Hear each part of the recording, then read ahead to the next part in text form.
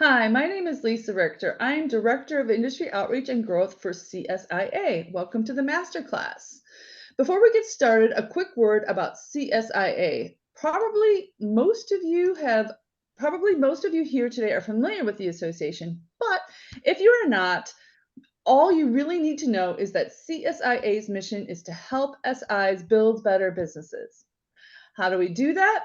Well, for starters, we have a team of volunteer SIs who have crowdsourced a best practices manual to help SIs scale their businesses. In fact, the BP committee just released a beta version of the latest manual 6.1. CSIA also offers a certification program and other resources, including professional development, learning from peers, and access to vetted professional services companies, including insurance and legal, who understand an SI's unique business needs. For partner members, CSIA offers an ecosystem to grow your SI programs, understand your customers' pain points, monitor industry trends, and share your thought leadership. With thousands of qualified integrators and suppliers, the CSIA Industrial Automation Exchange helps SIs, industry suppliers, and manufacturers connect and do business. For SIs and partners, it provides a platform to support your content and SEO marketing efforts, position yourself as a thought leader, and nurture prospects during their complicated buyer's journey. If you are not currently a member, now is a great time to join. Membership provides you and your entire team with a full lineup of virtual events and other resources, from accounting to sales to operations, 365 days per year. It also means you and your team can attend the CSIA conference, because this annual in-person event is members only. If you are currently a member, thank you. If you want to just get a flavor of CSIA and its members, I encourage you to listen to the Talking Industrial Automation podcast. CSIA members talk all things industrial automation, and it's just a great way to hear what your peers are up to. One last housekeeping note before I turn it over to today's speakers. If you have any questions during the presentation, please use the Q&A feature in Zoom. That helps us stay organized. You're welcome to use the chat to chit-chat and what have you, but if you could put your questions in the Q&A feature, that's super helpful for us. The session is being recorded, and you will get a link to the recording in the next day or so. So at this time, I'm going to turn it over to today's speakers. Take it away, guys.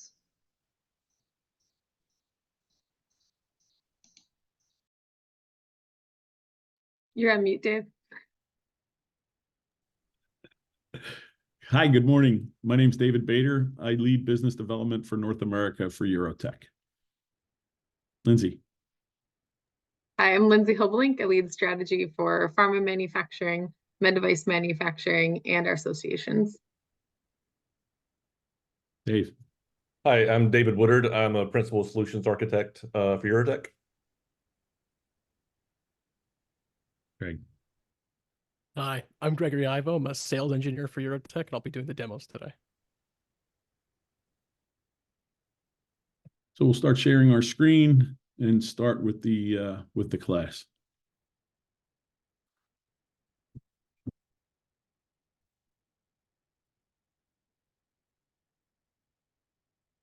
So today we're going to talk a little bit about how enabling AI at the edge for industrial applications kind of brings things together.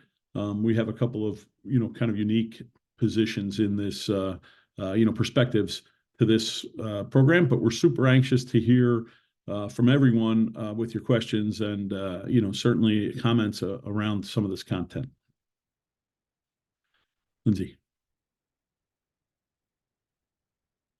So interestingly, we're starting off with kind of setting the tale for, what does AI kind of look like in throughout the industrial space, the industrial automation space. And for us, just a few short years ago, right? Just a couple of years ago, we looked at AI as kind of this, long-term plan that maybe some people are talking about. And, quite frankly, maybe we'd roll the dice and it was like a lighthouse project, right? So you can see with this curve that's put out by Gartner, just a few short years ago, there was at least a 2 to 5 year, maybe mostly 5 to 10 year kind of curve around adopting AI in a lot of different industries, right? Not just industrial automation, but across all different types of vertical markets. Next slide, please. So for now, we're at this huge inflection point, and we couldn't think of more things that are talked about in all forms of kind of industry is around AI, right? You can't go to a conference or any kind of discussion without AI coming up, and you can see that this curve has really changed quite a bit here, and that while we're still talking in many cases 2 to 4 years, there's quite a few things that have moved across into the now. So we're seeing a huge change in this curve, and a lot of it is because there's been significant advances in the development of AI models and the opportunity to build these AI models. But honestly, the relative portability of compute, either at the in the cloud or specifically at the edge, has made it a lot less costly and a lot more capable for people to be able to run AI at in any kind of application. Next slide. So kind of to put it into real terms, right? So manufacturing, as it turns out, is the number one opportunity for taking advantage of the capabilities of AI. And interestingly, again, is that our industry, the industrial automation space, is already recognizing that. So 93% of manufacturers, B2B manufacturers, are already saying, yes, we're going to invest in AI in our applications. It's pretty interesting that has transitioned very quickly, and people are recognizing the value that AI can bring. And if you boil it down, $3.8 trillion investment over the next 10 years is a pretty significant market for any kind of investment. So I think we're here to stay with the discussions around AI. Next slide, please. Specifically in manufacturing, we look at a couple of different use cases that are bubbling up to the top as easier to adopt than others. Predictive maintenance and optimization. That is something that almost every customer that we talk to is looking to implement. And again, from a Eurotech perspective, we're providing the enablement for running AI at the edge and transitioning models to and from the cloud. So we're not the companies that are building AI, you all are, and we want to make sure that we're enabling you at the highest level. So doing predictive maintenance and optimization, we have a diagram here on this slide that shows kind of a visual inspection application, in a graphic format. But really, people doing energy efficiency and visual inspection, as is depicted here, are really kind of immediate term applications that people are starting to implement, and that Eurotech is starting to enable, or is involved in enabling. Next slide. Yep. So why isn't everybody doing it? Well, as early as 2019, 91% of people that are starting to deploy AI, the applications failed. Pretty significant number, enough to dissuade people from continuing, right? But I think that what we did was we had early adopters at that stage, back in 2019, that were doing lighthouse projects, as we mentioned, and that they weren't necessarily building this as a real project. They were looking to test the waters, dip their toe, if you will, and they weren't necessarily expecting to go to production. Well, now the path is much more clear, and the path to production is real. So being able to manage an AI project like any other type of project is significant in a success, and the ability to be able to move quickly to production. Yep. So I'm going to turn it over to my colleague Greg now, who's going to talk a little bit more about the challenges and also offer some demos as we go through about how some AI applications are easily deployed at the edge. Greg, over to you. Sounds good, Dave. Thank you so much. Hi, everybody. So we're going to jump right in. When you're trying to deploy a solution from scratch, we have this little wheel that sort of articulates every single phase you'll go through. So phase 1 is planning. It's the inception of the idea. Phase 2 is building a POC, so a proof of concept of that idea. Stage 3 is turning this proof of concept into a reality and deploying it across a bunch of devices. So you can start collecting data in a factory, for example. Stage 4 is to monitor the solution and monitor the data to see what's coming in and see what sort of information we're getting. Stage 5 is to look at this data and start to identify improvements that we can make to our facility, maybe some areas where we can add AI to sort of improve our work lines and our pipelines. And finally, once you identify improvements, you can go back to the planning stage and plan some improvements, and the circle goes on and go on. And we've highlighted some important questions you have to ask yourself between these phases. Lindsay, could you jump to the next slide, please? So first, we're going to touch on these 2 points. One being, how will I secure my solution, and how can I leverage new tech, and avoid vendor lock-in?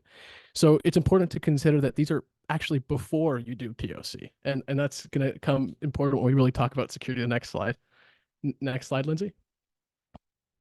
So when you start talking about secure edge systems, something that's often forgotten or something that's like an afterthought is security. And in this day and age where everything is technical, we really need to make sure things are secure by design.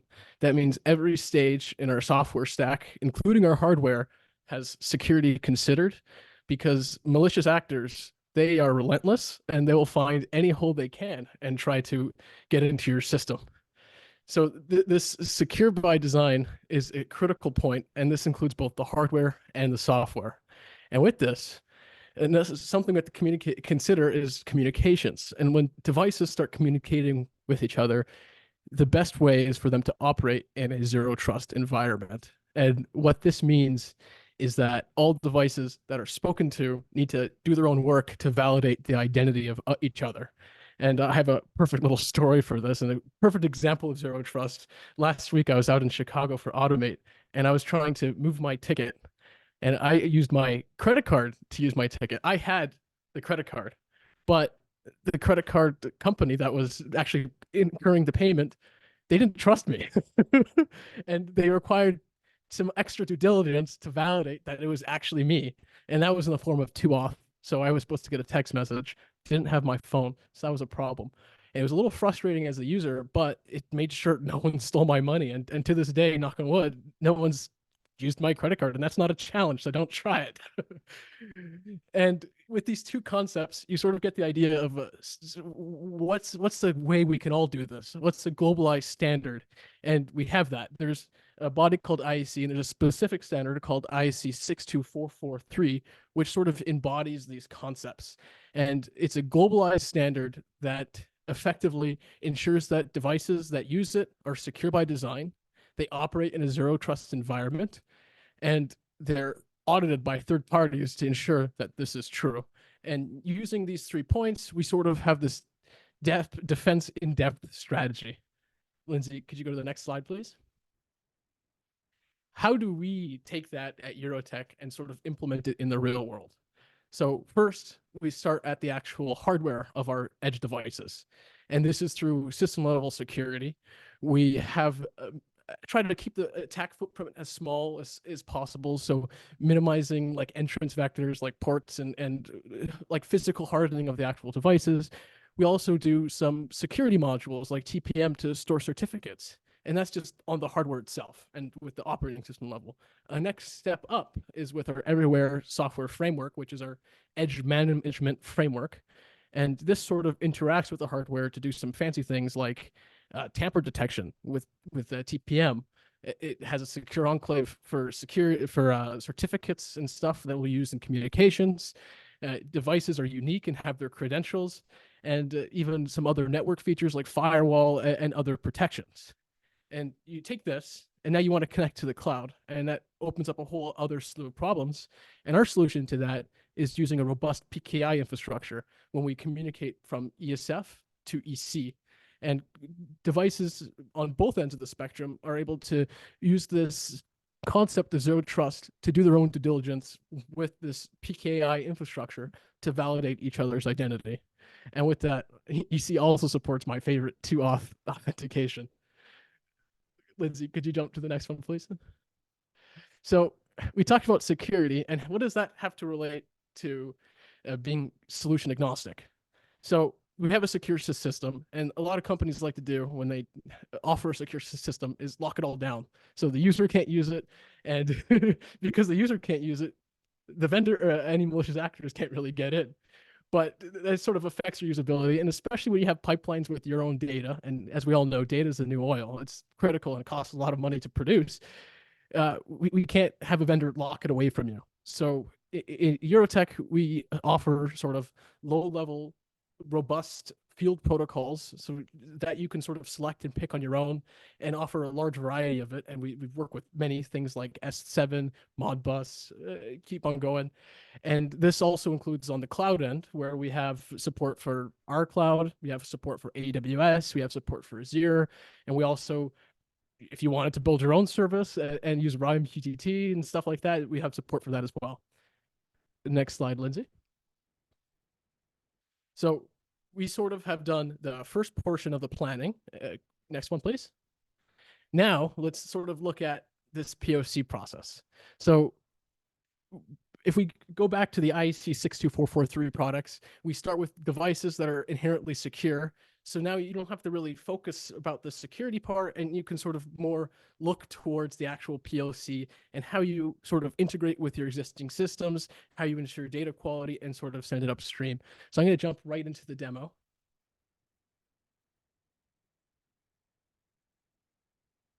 Thank you, Lindsay. Share my screen. So, okay, it appears my screen is being shared. So here on the left, we have ESF, which is our Everywhere Software Framework, and we're just going to jump right into the wire graph. And effectively, this is our sort of solution to building a POC that inherently has all the principles that we discussed before about security. This is running on top of our ESF framework. So you sort of get all of that security sort of pre-considered for you, and you just have to like focus on your application itself. So just to jump over the logic, here we have a timer. We're reading 4 different Modbus endpoints. Then we have these assemblers, which effectively take our payload message from what we read from these Modbus devices and combines it into one. And we're doing it twice so that we can combine it all into one. And then we're sending it to EC, AWS, and logging it so we can see the data that's coming in here now. You sort of control this OT information through our concept of drivers and assets. So here are 2 assemblers that we talked about. I'm going to quickly create, I already have it here, but we're going to add one. We're going to add an asset so you can sort of see the workflow. So this is going to be an additional driver. So our sort of factory layout here, we have 2 Modbus devices and they're PCB assembling machines. And they have these registers on them that are dedicated to the counts of pieces that are on them. And each sort of counter has 2 registers that are dedicated to holding the count value. So we created our asset, which is like the read request that we're going to use. And it's like a logical separation of the device. And when we want to see the LED count, which is our logical object, we're going to actually create the registers that we're going to read.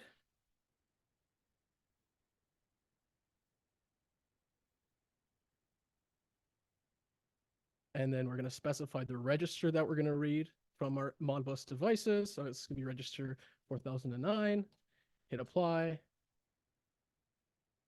Now I have that created. And now we can add it to our existing OT POC simply by hitting wire.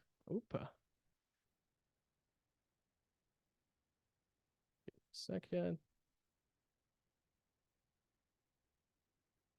Wire asset. We're going to create a LED counter. Now we're going to pipe this in so the read request is going to occur. We're just going to quickly create another join. Give it a random name. Pipe it in. We're going to take the output of this one. Actually, neater to do it like this. Take this here. And now our data is augmented. And when we can start seeing the logs here, they'll populate with their new value. from a register. This is our Modbus simulator, and we can start looking at the data coming in here. And we can see our LED ream. Here's our timestamp for it, and we can see our value. It's 34 as based off here. Do you want to jump back into the slides, Lindsay?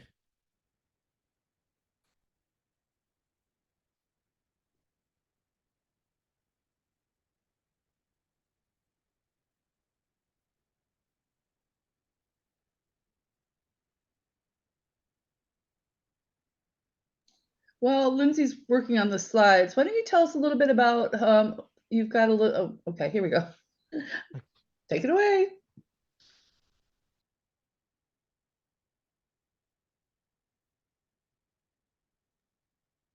And then I'd like to hand it over to Dave to talk about our ZTP.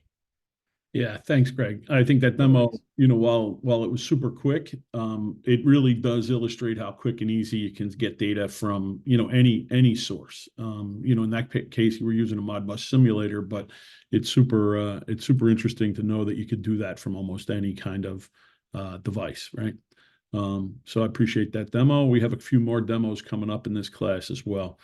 One of the things that Greg talked a lot about was the security, right? And we talked about security by design and a couple of other things, including kind of that approach of zero touch. So what we've done at Eurotech is we've built like a zero touch provisioning capability in many of our products. So we look at it like kind of, and here it's saying a smartphone AIoT deployment. The ability for us to programmatically connect, all of the functionality that you need out of the box without having to be, an expert, right? So again, think in terms of Eurotech as that enablement piece, and really, you and the customer really want to, to just start running the AI, right? And so the ability to, or to get data, from somewhere to somewhere. So the ability that we've done is we've kind of created this out of box experience that in less than 30 minutes you can connect your data to a upstream source, whether it's a cloud or a server or however, and then be able to programmatically kind of configure all of that, and it's all in a secure manner. So many of us on this call, should be familiar or could be familiar with, kind of IoT certificate management and the ability to, or the requirement to be able to upgrade certificates and manage those. So with our ZTP, our zero touch provisioning, we're able to manage those certificates kind of end to end. And as Greg said, all the way from the TPM space, all the way from that chip design all the way out to that cloud or to that server. So being able to do this programmatically, securely, and transfer the data and the certificates is a really, really big capability that Eurotech offers to the market. And we're very excited about that. And very specifically, we have connections, deep integrations with some of the cloud companies like AWS and Azure that do this directly to, for instance, Greengrass or IoT Core and on the AWS side. So in addition to that, obviously we can do it anywhere. So good. Next slide, Lindsay. Greg, you're back. Awesome. So we built our demo. We built our POC. Let's get into the next three here: the deploy, monitor, and identify. I'm gonna jump right into this I'm gonna jump right into the screen share. Give me 1 second. So,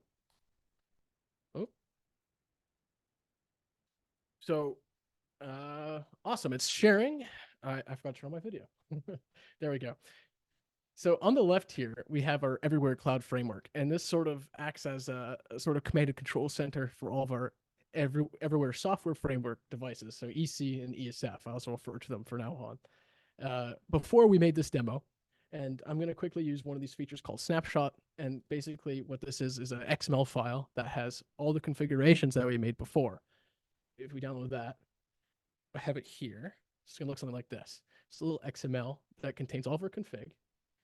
I have 4 devices here downstream that are connected to EC that I've pre-provisioned and pre-connected, and we're using our provisioning service to actually create these connections from when the device turns on. It sort of connects itself to the gateway. They handshake, share certificates, and sort of acknowledge each other's existence, and then they show up here.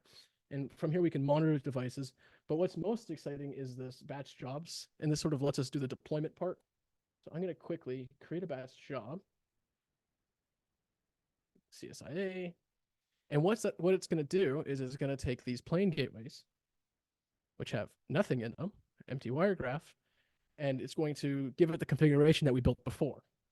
And so we're going to create a step. This is going to be apply snapshot. There's a lot of potential options you can do. This is sort of like a way to execute things on a whole slew of gateways, and you have a bunch of steps and a bunch of procedures you can apply, anything from installing and uninstalling packages, updating configuration, provisioning, installing certificates. So I'm going to do configuration put. I'm going to grab this XML configuration from our previous example, and I'm going to add that as a step. Going to close. Next, we can schedule it. So this is, we're selecting the target devices. So our 4 devices are 2,000, 3,000, 4,000, 5,000. Confirm. Now we do one more step. Here we can schedule it. You can specify time. You don't really want to do device configurations in the middle of the workday, but we're going to ignore that for today because we're going to do it right now. So here's our configuration. We're going to hit other options. We're going to start a batch job, start. So while that's spinning away in the background, we're going to talk about the monitoring process that you can do. So here in EC, we can see our devices. We can actually go into them and we get like a viewpoint of a device. Oh, it's configuring itself. So one second. It's always when you do a technical demo, something there we go. So you can sort of get an overall view of your gateways and sort of monitor how they're behaving miles away from them. You can see the data that's on it. You can see the diagnostic data on it, how the CPU is doing, and just general device and analytics, and everything to the actual specific configurations that are occurring on the gateway. And you can sort of just modify and change them as if you were looking at the ESF webpage itself. And most importantly, if that's not enough, you can actually just get a direct secure VPN right to your gateway and then control the gateway itself or control any devices downstream because of the way the network works. You can sort of use your ESF as a network gateway so you can control like PLCs that are downstream and apply updates or do other things you want to do. And this sort of infrastructure gives you full control and just the ability to sort of have access to things when it feels like you shouldn't be able to. And you got to do this on a scale of hundreds of devices. So I'm going to sign in here. And now if our service has worked as we expected it to, give it a second. It takes some time. And while we wait for this to load, does Dave, do you have any features you want to highlight in particular? Or anything else to add? No, I think I think you did a good job here, Greg. I think the key, right, is the security, right? That's the super important part, that we're going to maintain security all the way along. So I think what you showed in EC is super important, to be able to understand the device life cycle. And then if really you needed to do something, kind of more extreme, that ease of being able to connect via a very secure one-way VPN is an option, but you don't have to immediately divert to that option, right? So in many cases, people automatically say, yeah, let's just open a tunnel.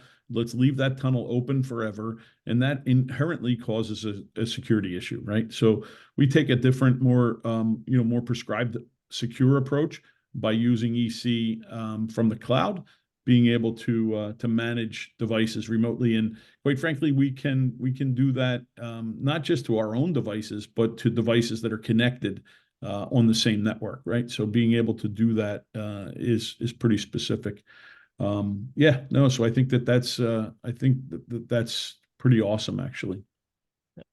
As you say that, as we can see from our configuration put, we're starting to see our wire graph that we built before on this gateway is now wire graph that we had before on this gateway is now accessible on other gateways across our network. And if we also, Yeah, I think so. So I think the key here, right, is for people that maybe are seeing this and it's in a very fast mode, right, because of the time constraints. I think the key is that being able to deploy across multiple enterprise fleets, whether it's rolling stock, whether it's fixed devices, being able to provide over-the-air updates, being able to, to manage, an AI application remotely, being able to deploy the inference model, for instance, remotely. All of those things come to play in this kind of illustration that Greg's showing. well put, Dave. And on that note, Lindsay, do you want to try to bring up the slides again?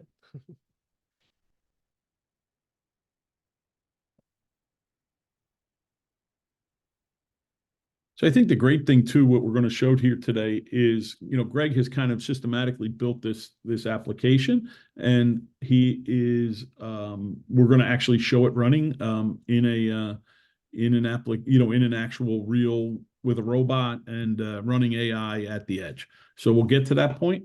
Greg, you're back for this one, I think. Nope, here we go. That's me. So I'll go back on video because I think that's important. So for your tech, again, this is more of a technical, kind of overview masterclass, but it's important to show that we're able to support customers kind of at wherever they are. And what you see here is, kind of left to right is an evolution of different kinds of applications, products that fit different applications. So on the far left, we have, kind of our industrial automation gateway. We call that our ReliaGate 1014, and that is an all-purpose IP20 device that comes equipped with Wi-Fi and serial communications and Bluetooth and cellular, all of the types of things that you can think of that you need to communicate devices. Greg talked about how ESF would be instrumental in that deployment, and then EC could manage that remotely, right? And then, within that same left circle, we have, kind of one of our newer products that are on their way and, in a modular kind of format. And then down at the bottom, we have a transportation-based product that's similar to the standard gateway, but built around the specifications for onboard trains and buses and those kinds of things. So, being able to support those different markets and not just industrial automation with different requirements, physical specifications are important. And then we have a series of edge servers. The top server there listed in the center circle is our newest product that we released last week at Automate, and that is a ignition ready device. So we've partnered with Inductive Automation and provided ignition ready product that is able to quickly deploy in the field. It's a fanless device with high processor capability and the ability to be able to to work in rugged environments. Still, from an IP perspective, it still needs to be mounted in an enclosure, but it can handle heat and cool very easily. And then on the far right side, we have a variety of edge AI devices. So these are generally CPU-based devices that are able to handle the visual inspection and many different types of applications, but multiple GPUs if the application requires it, or single GPUs. So we have another series of new products that were introduced last week is our NVIDIA Orin, Jetson Orin-based products. So very compact GPU-based solutions. YourTech is a partner with NVIDIA as well. So our ability to kind of enable your AI application, your visual AI application is covered as well. Next slide, please. Yeah, so this is, kind of an integrated hardware software diagram that shows a lot of what we're talking about today. So as you can see on the left-hand side, we've got, four major markets in which Eurotech is instrumental in supporting. We tie it all together with our edge hardware. We have the ESF piece that we talked about, and then the everywhere cloud, or the EC piece. And you can see that, we're very, very tied into providing data quickly and easily to any source or any destination, whether it's cloud-based or or on-premise server or any of that, right? Then the fourth step in that piece is the certified cybersecurity. So we talked a lot about security today, but the certification, building, from the ground up, kind of secure by design, as Greg mentioned, and providing the documentation for certification is significant. Building it just to the spec and saying that it kind of meets the spec is not what Eurotech's about, right? We take the time, and for instance, for IEC 62443-4-2, it took us several years to go through that certification. So we've made a big investment in this, and we quite frankly lead the industry in this space. So we're excited to be able to share that and help you along your security journey as well. Next slide. Back to you, Greg. Okay, so this is the exciting part. This is like the culminating project of everything we talked about. We're going to be using ESF to connect to a downstream PLC device. We're going to also be running an AI model on top of ESF to do some image analysis to determine the quality of PCBs going down a conveyor belt. And finally, we're going to be using this tight coupling with EC to manage this project entirely. And I'm going to share my screen. So we're actually connected to a gateway that's in Italy. So bear with me if there's any delays, but this communication between us is via EC. So it goes from us, it goes from me in Canada to the servers in North America to a gateway in Italy. So it's if there's any delay, bear with me. On the right here, we have our little robot. This is called a Dobot. And then on the left, we have the wire graph that makes it move. And basically, it's sort of like what we saw. We have a timer. It's looking at the camera view, and then it's running this Triton AI component, which is NVIDIA's Triton server. And we have a model on it that's actually looking at. There's a camera on the that's facing the conveyor belt, and it's looking at the PCB. And basically, it's doing image analysis to determine whether there's a micro B port on that board. So we have some boards with micro B and some boards where that part has been broken off or was failed to be installed during assembly. So that's what we're looking for. And then if it's good, it'll put that board back on the conveyor belt. If it's bad, it'll take that board, the light will flash red, and it'll throw it away. Let's see it in action. Let's do it. So here's our little control panel for this demonstration. I'm going to push go, and we're going to start to see it move.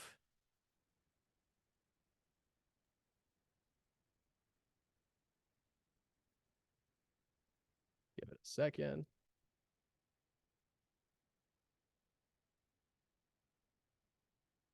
One time I took a class that said no matter how hard you prepare for a demo, it's always going to have a hiccup. So that guy really resonates with me every day.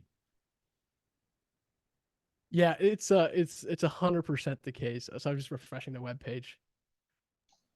I'll never forget this comedian who was talking about his kids and their cell phones, and they were complaining about how slow they were. And the comedian was like, look, this is going up into space and coming back down. Give it a minute. It's a lot more complicated than we're getting so spoiled with speed. In the meantime, I can answer one question that came up in the question and answer section.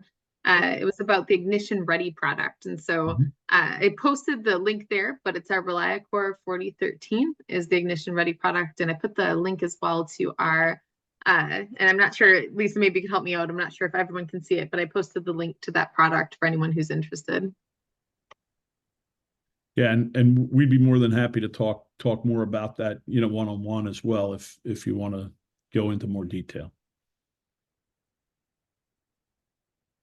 Awesome. And thankfully it's working now. So we can see it, the detection here. It saw the micro B front, and it saw the face of the front of the PCB, and it hit the green light and it put it back on the board. I'm gonna run it again. Marco, could you put in a bad chip for me? Oh, we got darkness on the camera. Oh, there Lost we the go. video feed. There we go. Yeah, there it comes back. Can you throw in a bad PCB for me on the conveyor belt, please? So we have Marco Buzzolini putting in the bad PCB. We're gonna push go. And we're gonna see it started to move. And then when the camera detects a board, we'll see it's, oh, there it is.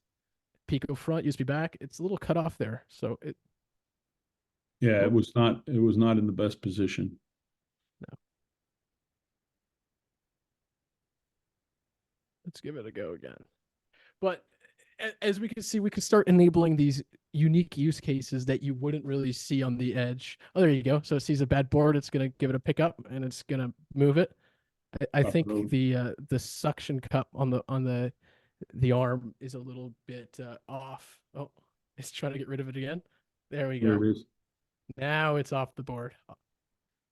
And we saw it move it and throw it away. And I believe the next one should come down the line.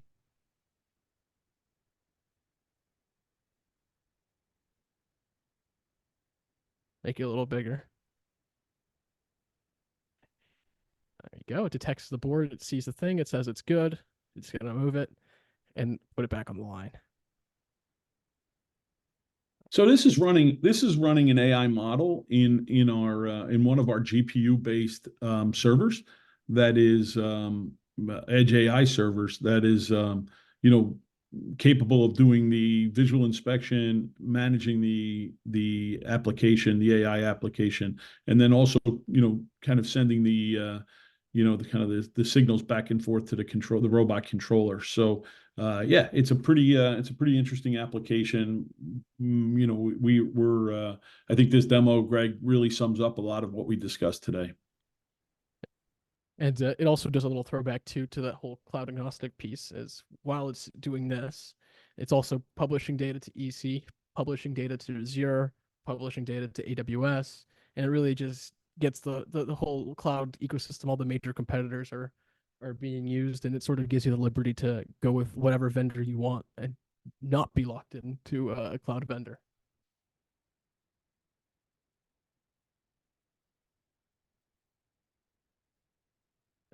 And then I think from my end, I'm good. If Lindsay, would you like to jump back on the slides, or does Dave Bader or Dave Woodard have anything else you want to add? Dave, you good? Yeah, no, I'm good. I think it was a good demo, Greg. So thanks for putting that together. Yeah. So again, for us, it's a it's a small robot. It's a pretty canned product that we're doing the inspection on, but it's real AI, right? It's not something that we're this is a model that has been trained, and we're running that at the edge to be able to do all of this inspection. So yeah, I mean, it's a great example of what can be done in a relatively short period of time. Thanks, Greg. Awesome. Thanks, guys. So with that, I can start us out with some of the questions that we had from the group. And just a reminder to everybody, at the top bar, there's a Q&A button, and you can click on that to ask your questions, which we'll be more than happy to answer. One of the first ones that came through was actually on the cybersecurity side. They asked, where or in what industries do you see cybersecurity standards being adopted? Dave Bader, do you mind taking that one? Not at all. No. So yeah, so it's pretty interesting because we're again at one of these inflection points in the industry.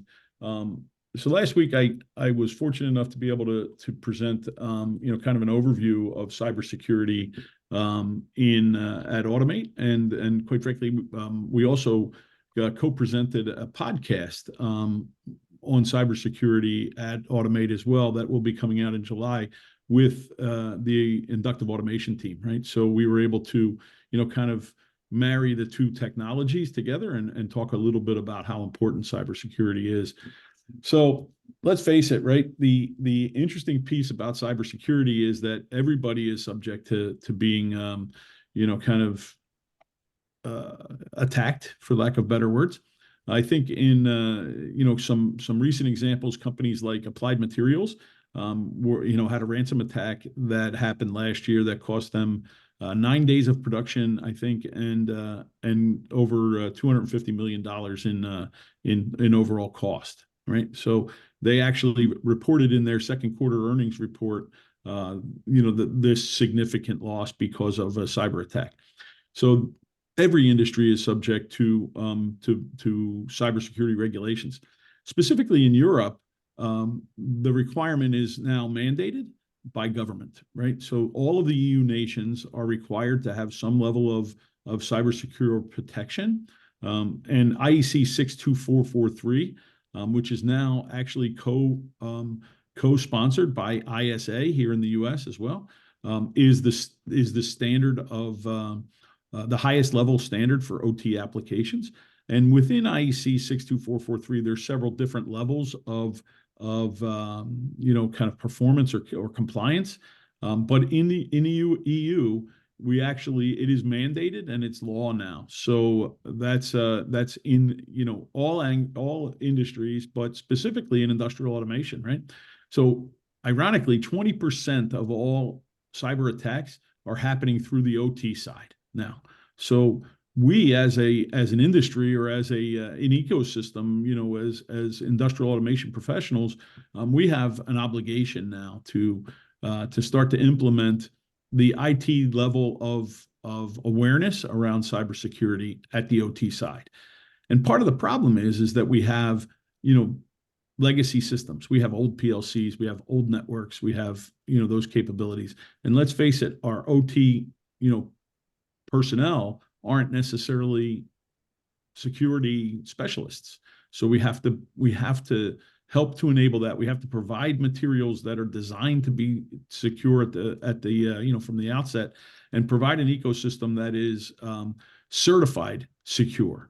So this IEC 62443 requirement, while it's not mandated yet in the US because we don't typically do that, it becomes a total cost of ownership, right? So when Applied Materials loses $250 million in one attack, it's pretty important that we all start to think about it. In fact, at Automate last week, a customer came and said, "Hey, I saw your cybersecurity talk. We got attacked last week ourselves, relatively small company. We need to know how we can build up our infrastructure." And it was a great conversation, and it's something that we're happy to help anybody with. I hope that answered the question. No, that was great. Thanks, Dave. Another one, I like this one because we talked in the beginning about how we've traditionally thought of AI now that it's being adopted on the enterprise side and how that's changing, and specifically changing within the manufacturing realm. So this person asked, what are the biggest challenge that you're seeing, Eurotech, when customers are launching or when integrators are trying to launch an AI solution? And Dave Woodard, do you mind if I pick on you to answer that one? So what is the biggest challenge that Eurotech is seeing customers and integrators face in launching an AI solution? Well, I think there's a few. Certainly the top that come to mind are deployment. So it's one thing to do a POC. It's one thing, as Greg was showing through the life cycle of a project. It's a far other thing to deploy it at scale, especially when you are dealing with multiple factories, multiple locations, multiple plants. Sometimes the locations aren't coherent in any way. You'll have one location that's very different than the next location. So I think trying to normalize your solution in a way that you can deploy it in all these different scenarios is very, very challenging, and sometimes kills projects. Unfortunately, after a lot of time has been spent. So I think planning for that is important, and something that we're seeing more and more adoption. So I think we're getting the message out to people and other system integrators, and we're starting to come up with more portable, more flexible solutions, so that we can adapt to these different environments, but still deliver the end goal of our project's goal. And I think the second thing to that is security. So we keep hammering on security, but so often I see projects start where they're not considering security. They're just trying to get to the goal of the solution and not considering, you know, what is it going to look like when we actually deploy it, right? And what does it look like when we have to go talk to the IT guys and say, okay, it all works on the OT side. Now we need to connect to Azure, and they're like, no, you can't do that, right? So just thinking about the solutions holistically, thinking about security, thinking about scalability, I think is critical when you do these projects. That was a key thing I kept hearing at Automate last week as well, was I can make something work, but getting it past the IT guys is just a whole nother story. So it's kind of like this IT OT frustration. And it's true what you said, is having that security first and having those right practices in place from the get-go ensures that you don't run up on stumbling blocks in that ninth hour. Another one was, how do we ensure security in the connection between the cloud, everywhere cloud and everywhere software framework? Say that one more time, Lindsay. How do you ensure security in the connection between everywhere cloud and everywhere software framework? So between the two programs that we're showing, the Wiregraph and Everywhere Cloud. Dave Woodard, I think that's another one for you. Yeah, sure. So it's multifaceted, right? So, you know, we could obviously do an entire one of these sessions just on security. But and what we defined and what Dave actually presented last week at Automate, as he described, was like, you have to look at security in all of its components, right? It's not just the connection to the cloud. I mean, if we're just focusing on that, you know, we can get into, well, you know, the gateways are connecting, you know, over a specific protocol, which is MQTT, to our cloud backend that we secure with, you know, TCP and SSL and TLS and like certificates and mutual authentication, right? That's a pretty standard solution for anything, for doing your bank transactions on your web browser. I mean, it's very similar technologies to what we use for securing the actual data communication between us and the cloud. I think where we come at it more from a unique perspective is we do things like leveraging that connection to do all of our communication, right? So we don't require any, you know, inbound connectivity from, say, the cloud side back to the device. You know, for us, again, we keep going back to IT. I love IT, so I'm definitely not saying anything bad about these guys, but they have a very hard job. And one of the things they hate the most is when you go to them and say, hey, you know, can you please open up a bunch of inbound ports so that we can communicate with these edge devices, right? It's kind of a non-starter. So for us, you know, since we have this outbound generated or client generated connection that's, you know, since it's MQTT, it's always on, we can leverage that connection to do a lot of device management, lifecycle management, remote updates, and all these things. But, you know, that's only one piece of it, right? You also have to make sure that your device is like physically secure, right? So having the ability to, you know if somebody's like tampered with the device, has somebody like inserted a USB key, has somebody opened the service panel to try to, you know, get to a console port. Like any of these things are important, in my mind, you know, equally important to just securing the communication. So I don't know, did that answer the question, Lindsay? Was I? Yeah, no, I think that answered it. Okay, great. Yep. Great. And I think the last one we had here is the use case that you see most frequently being adapted on the manufacturing floor. I can tell you from the pharmaceutical standpoint, which I'm over pharma and medical manufacturing, we're definitely seeing a big interest in the predictive maintenance side of things. You know, I have a lot of these specific pieces of equipment that are key to keeping things up and running. And so connecting into the equipment and our sensors to give some idea on predictive maintenance and even energy consumption is becoming more and more interesting. And then you see that scale into kind of a larger OEE solution, which is pretty interesting, that, as we talked about earlier, that starting small and seeing that benefit and then scaling. I'll open it up to the guys though on what they're seeing in other realms. Yeah, I think I'll jump in real quick. I think, you know, clearly the visual inspection piece is becoming, you know, fast, the most, the quicker adoption of almost anything, right? So, you know, kind of the demo that we showed is one, you know, kind of real simple example of, you know, checking for missing components on a circuit board, right? You know, we scaled this way down and did it very slowly, but we can, you know, this is a really quick and easy way to do this using cameras and you know, kind of the, you know, standard models. So I think visual inspection in a number of different areas, not just industrial automation, but, you know, almost anywhere. in fact, this week we're working with a customer who is currently using an array of line scanning lasers to check an aggregate, right? To check a brick, for instance.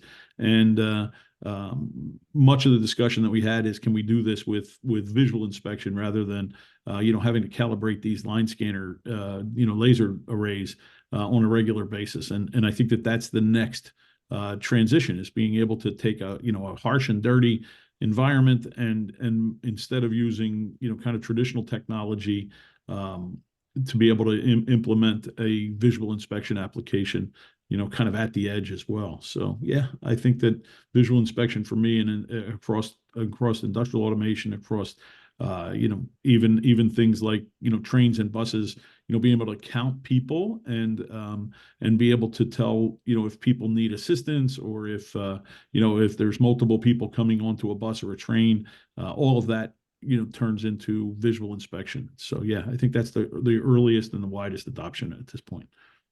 Awesome. Thanks, Dave. Yeah. I think with that, we've got, I did want to remind everyone, we have a link in here, and I think we'll send the slides out. Lisa, correct me if I'm wrong there. If you are interested, since we got questions specifically on the cybersecurity piece, the CFE did a great article on Dave's talk that he gave last week at Automate on cybersecurity that gets into some good details. And obviously, if you have questions or want to prepare yourselves for how to speak about that type of thing to your customers, we are more than happy to have that conversation with you. And on that note, who to contact. So I've got Dave and my information up on the board here. And then a special thanks to Greg and David Woodard for lending their expertise today as well. Thanks, Lindsay. You could go ahead, if you want, paste that contact information in the chat while I finish things up here. We might as well give people one more way to click that button or click that link. My colleague Holly is going to put up my final slides for me, I believe, so that we can wrap things up for everybody today. And here we go. So on behalf of CSIA, I would like to thank our speakers today and for this informative discussion. I would also like to thank Eurotech for sponsoring this event. And of course, thank you for attending. Be sure to bookmark the CSIA events calendar so you don't miss any upcoming events. And that's a wrap. Once again, thank you for joining us and have a great day.